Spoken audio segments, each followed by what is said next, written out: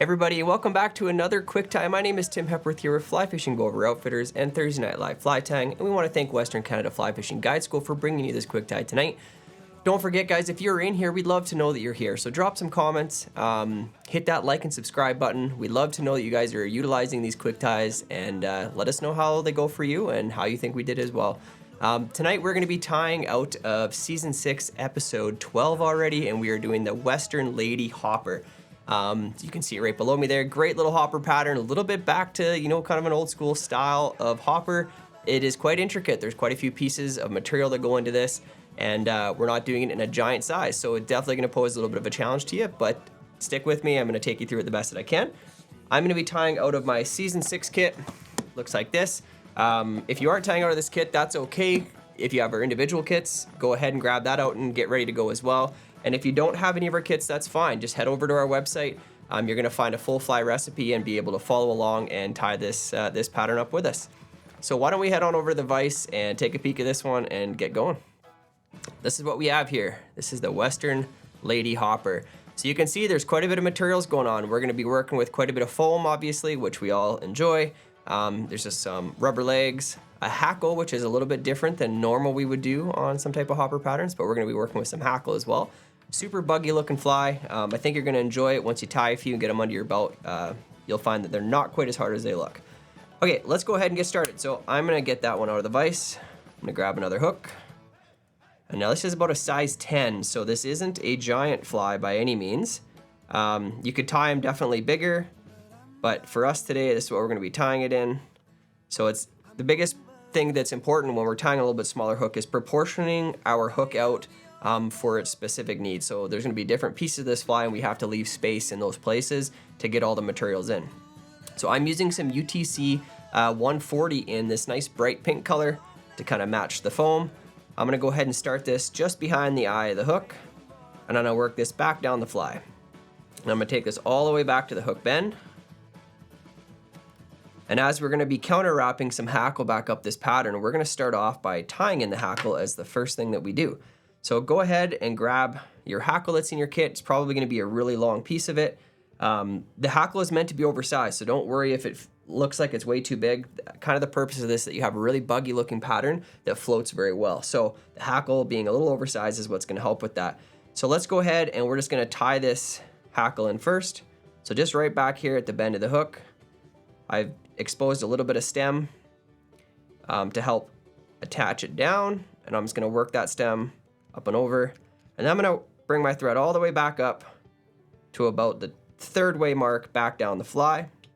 Now you do have two pieces of foam in there in your kit that are pink. We have the thinner foam, which we already kind of pre-cut for you, or you have the thicker foam. You can go ahead and use this as what you're wrapping. I preferred, and I found this foam a little better when I trimmed it, so I'm just gonna go and basically cut this one in half lengthways, and this is what I'm gonna wrap up. So I'm just gonna take about a 3-inch piece off of there, just trimming it down, kind of right down the middle. I'll take that off, and that's what I'm gonna work with. So I'm gonna come in here, I'm gonna start by placing this foam down as we're gonna build a little bit of bulk on the underside of this fly. Get a little piece of this hackle out of the way. And this is gonna allow the rest of the materials to hopefully not spin too much, because that is kind of the downside of this fly. Is we're working with a lot of foam. You really got to get it secure, otherwise it wants to move around on you. So I want to take this right back to where I left that hackle. So if I left my thread hanging, it's going to be right back at the back of the barb. Then I'm going to make sure that I have all of that foam nice and condensed. Once I feel good about that, I'm going to bring my thread to right where I left that bump. So if I did this properly, like I said, I wanted to be about a third of the way back down the fly, so I've still got 2/3 worth of hook shank behind. This front portion is going to be used for building the head and putting in all the legs and the deer hair up front. So from here, I'm gonna go ahead and grab my foam. Just before that though, I'm gonna take a little bit of super glue, fly tire cement. It does just help to secure this foam down. If I just put a little light coating right over top where I'm about to wrap, we're gonna use a little bit of that super glue throughout the fly because it just really helps. And it's important that we pull some tension, but at the same time, if we pull too hard, we are gonna break that foam. So I like to just kind of take it slow, stretching it just slightly. Make sure my thread's right where I want it to finish. You're gonna see that super glue is kind of getting bubbled up underneath there. That means that we're moving it forward and getting a good coating as we go. Then I'm gonna come and close off that foam with my thread so that it can't go any further up the fly. Secure that off really well, so that means some thread wraps behind, a couple thread wraps in front, and then we can go ahead and trim out that foam, and hopefully that glue will set quite quickly and it's gonna hold that foam in place as well. Then from there, what we're gonna do, make sure the butt of that's sealed down, and then I'm gonna go ahead with my hackle. And I'm gonna wrap in the same direction and just an open spiral. We don't need to be too many wraps on the way up. We're probably gonna get 3 or 4. Just nice, evenly spaced. We're gonna finish that off right where we left that foam. We can go ahead and secure that down. So that's, again, a couple thread wraps in front, a couple behind. You're gonna notice we're gonna build up some serious bulk with our thread up here at the head. Don't be worried about that. It kind of plays into the pattern having that hot spot of pink thread if you're using that pink thread underneath. So don't worry too much about that. Now we wanna go over to our pre-cut tan foam that we have for you. I want you to go to one end of that foam and we're gonna just cut a little bit of a angle into it. It's not like a perfect point, but a flat spot in the back. Just gonna represent the back end of the hopper, just giving it a little bit of shape. Before I go and tie this in though, what I wanna do is I'm gonna come and trim the hackle off just the very top. We're gonna leave the rest of it on because we want it to be nice and buggy on the sides and on the bottom, but just on the very top of the fly, it just helps this, this foam to sit down a little better and not be kind of raised up because of all that hackle. Now I'm gonna come in here with my super glue one more time. I wanna just touch right at the end of that foam because that's where I'm gonna be attaching in this piece of foam to start. So we need 2 pieces of foam here. We need our pink and we need our tan. Okay, so we're gonna kind of go back and forth between pink, tan, and actually this orange one as well. So we're gonna start off with the pink one, then we're gonna go to the tan one now that we've cut our tip into it. So the first thing I'm gonna do with this guy here with the pink one is I'm gonna come and lay it so it extends just back onto that pink portion that we wrapped up. Okay, not too far, just a little bit. Gonna kind of press it in there, hold it with my finger, and I wanna make sure I get my thread up over top of it. And this is where it's kind of crucial to start making sure that that foam stays stacked right on top of the hook shank and that it's not twisting around. So that's where that little touch of super glue is really gonna help us. So we've started with the pink. Now we gotta go over to our tan. Okay, now when I lay the tan one on, I want this to extend roughly a hook gap in width. So if I measured the space between my hook point and the hook shank, kind of that distance there is what we want it to hang off the back of the fly. So roughly somewhere in there. It's definitely gonna extend a little ways. I'm gonna pinch it with my non-bobbin hand, and I'm gonna take a nice securing wrap, not gonna pull super hard on the first one or the second. This is where I wanna make sure that everything is stacked right up on top of the hook shank. Once I'm happy with it, I can pinch both sides of the foam on top and give it a good tug. That's gonna cinch it down. But always beware that if you are tying with some little bit thinner thread, the danger of pulling too tight is that you're actually gonna cut right through that foam, which is very likely to do, or too strong of thread. So just be aware of that. Okay, now the next thing we gotta do here is we need to work with a little bit of deer hair, and then we'll get to our orange foam on top of that. So you're gonna have a patch of deer hair in your kit like this. I want you to grab roughly a pencil width and thickness, somewhere in there. We're gonna stick this in a hair stacker, and then we can really get into how much we actually need. So before we do that though, I wanna grab those tips, make sure I pull out any of that under fluff or hair that's coming out the back of it. Then I can go ahead, get that into my hair stacker. Tips first, obviously, as we're wanting to align those tips. Give that a few wraps on the table. Good. And then when I pull it out, I'm gonna pull it out so that the base of my hair stacker is pointed back down the fly, as that's the direction the hair is gonna go. I can come in there and pinch out that hair. And get comfortable with switching that back and forth between your fingers, because often when we're working with deer hair, we're gonna have to do that quite a few times. Now what I wanna do, I do like the amount I have here. If you lay it on top of that tan foam, it should basically cover it. So enough to cover it and extend back. So we wanna have this hanging back down the fly, and the tips can be just beyond the tan foam, okay? Now what I like to do is once I've got that measurement, I'm gonna switch again to my non-dominant hand to place it down, and instead of having to try to trim this out and possibly get some of my tips involved in it, which I don't want to, I'm gonna come in here, leave myself just a smidge of extra space, and I'm gonna cut that off, and I'm gonna tie it in at the perfect length already, so I don't have to worry about that. So pressing it down at an angle towards my tie-in spot, right centered in the foam. Gonna take a couple of nice tight wraps that should flare for me up like so, which is perfect. Now, our next piece of material we're gonna come to is gonna be our orange foam. So I want you to go and grab about a 1.5 inch piece. We won't use that full 1.5 inch, but it's nice to just be safe and have it a little bit longer. It should be a smidge thinner than that tan one, so we don't wanna see the orange exposed out over the edges of this, so if it's not quite like that for yourself, trim it down. This happens to be just about perfect. What I wanna do is I wanna bring that back on the deer hair just slightly, and I'll tie it in right there. And what that's gonna do is actually gonna kinda control that deer hair. It's gonna hold it down a bit, and it also is gonna be adding that cider foam into the fly. So what we should be left with at this point, guys, looks like this. Okay, we've got those 3 pieces of foam stacked. Now you can see how everything's being held down quite nicely. Nothing's twisted on there. Everything's kind of stacked on top of the hook as we want it to be.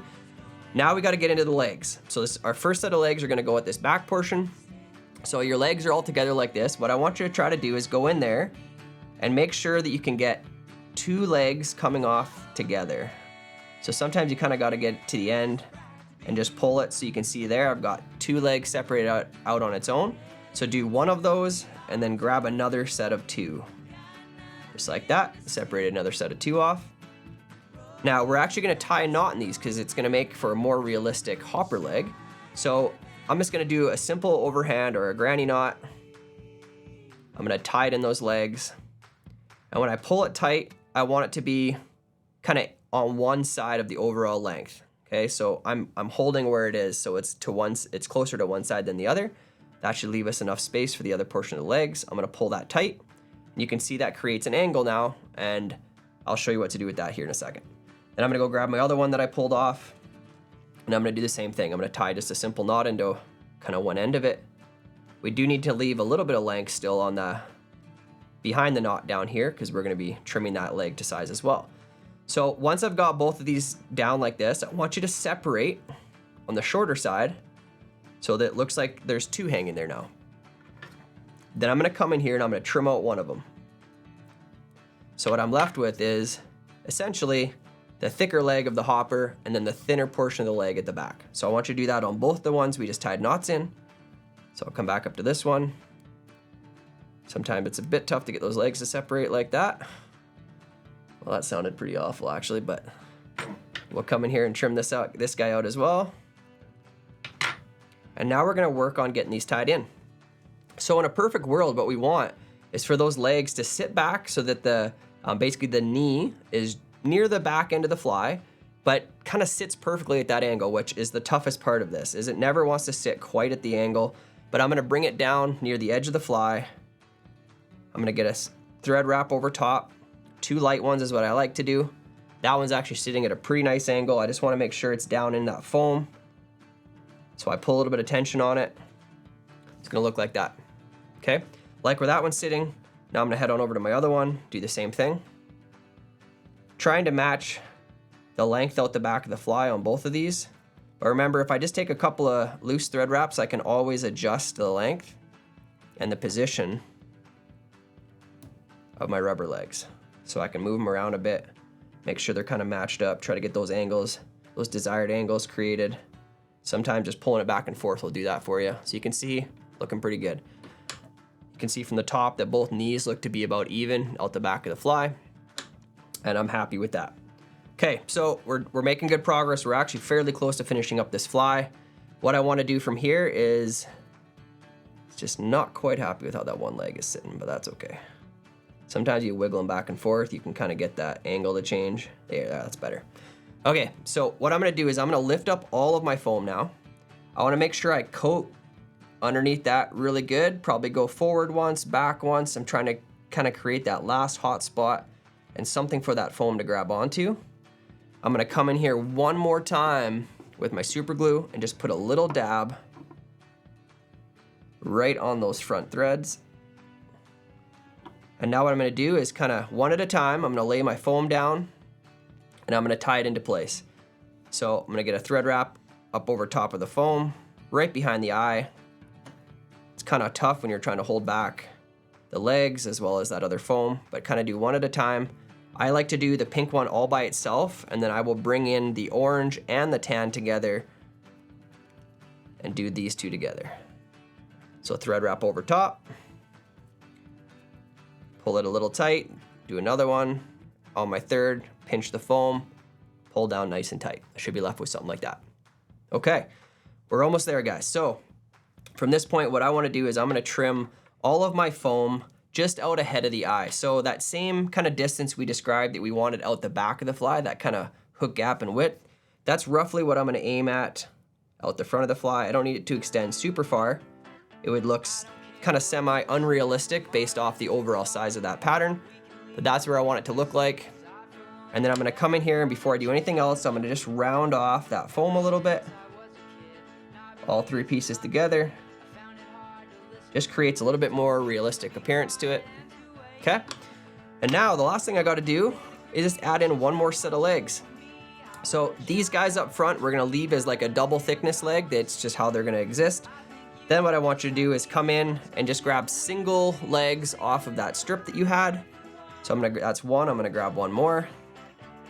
And these guys are going to get tied in. I'll tie them in together,